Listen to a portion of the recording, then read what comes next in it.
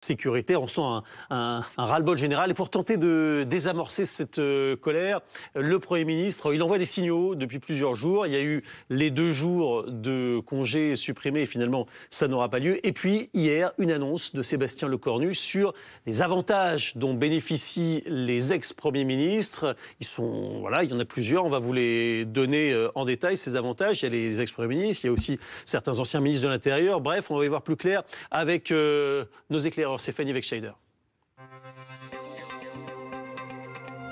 Dites-nous, Fanny, quels sont précisément ces avantages qui vont sauter après cette intervention du Premier ministre? Eh bien, Julien, ils ont été détaillés hier soir par Sébastien Lecornu dans 2 documents. Ils seront appliqués à partir du 1er janvier 2026, lorsque le décret sera publié dans les tout prochains jours. Tout d'abord, Sébastien Lecornu s'attaque à un décret qui a été signé en 2019 par Édouard Philippe et qui concerne notamment ces avantages. Les véhicules de fonction avec chauffeur dont bénéficient donc tous les anciens premiers ministres français à durée illimitée actuellement.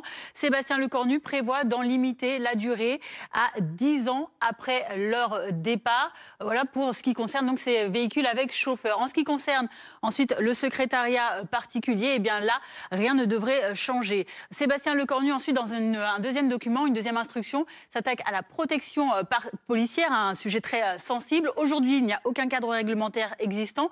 Sébastien Lecornu prévoit à terme une durée de 3 ans limitée donc après le départ de Matignon et qui pourrait éventuellement être reconduite en fonction de la menace.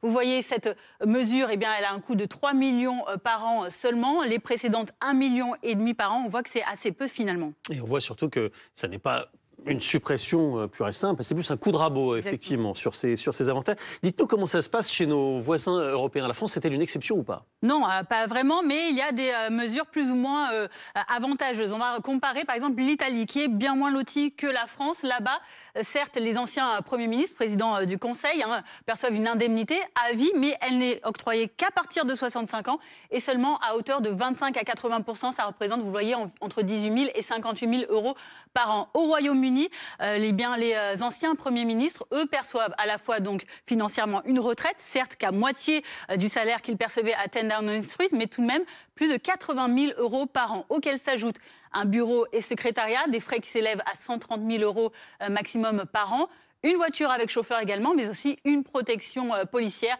à hauteur de 285 000 euros par an. Merci beaucoup Fanny Wegscheider. On voit que la France n'est pas isolée. Il y a une dimension quand même, Guillaume Darret, très très symbolique et on se demande pourquoi ça n'a pas été fait plus tôt. Il y a quand même ce sentiment d'une espèce d'autoprotection du personnel.